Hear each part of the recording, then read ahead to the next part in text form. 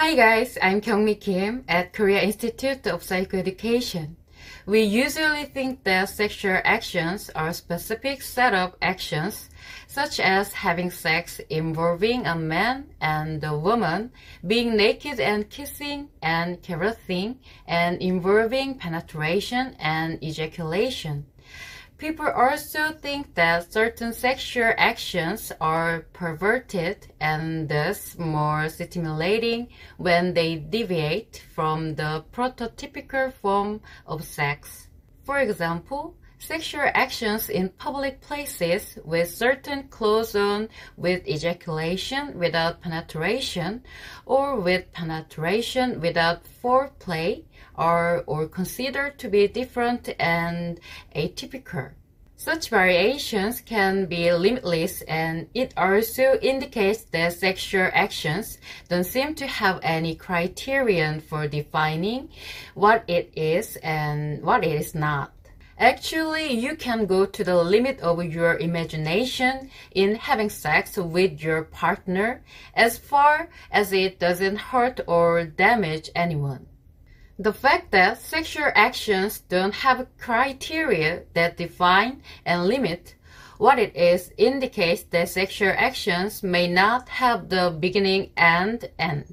Every action can be a sexual action when you and your partner perceive that what you're doing is a sexual action. It doesn't necessarily have to involve penetration or ejaculation, which are only a very small part of having sex. Thus, sexual actions that focus on penetrations and ejaculation minimize the pleasure of sex.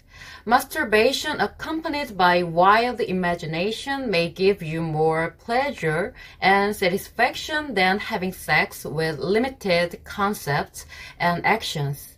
In other words, you may not be able to have more pleasure through having sex with a partner than through masturbation unless you can enjoy the whole process before and after penetration and ejaculation. On the contrary, if you can enjoy the full process of being together with the partner, you can live feeling as if you were having sex every moment of every day. Especially in case of women, they connect the feelings they experience from sexual actions with feelings they have in daily life. Women can learn how to generate positive feelings they experience from having sex on their own whenever they want.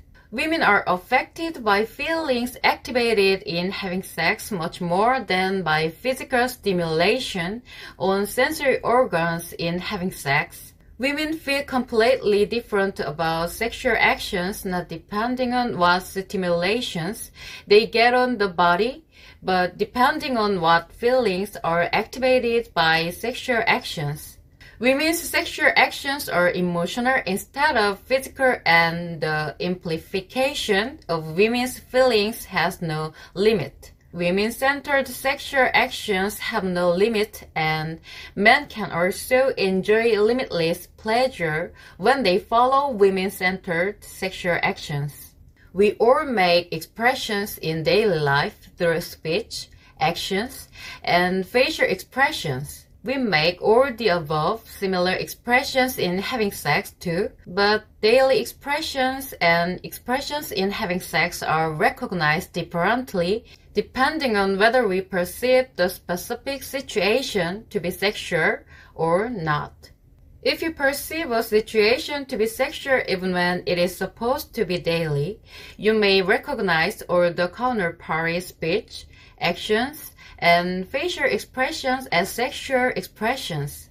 If both parties perceive the situation to be sexual, they are considered to be making sexual actions with each other. Or their expressions can count as foreplay or afterplay as part of sexual actions even without penetration and ejaculation. When you confine the concepts of having sex to penetration and ejaculation and focus on them in having sex, you may lose all the richness of sexuality by limiting the scope and depth of sexual pleasure with your own hands. On the other side of the coin, it must be clearly understood that any daily situation can be perceived as being sexual by someone, which can lead to situation of sexual harassment and sex crime, you being a victim or a perpetrator.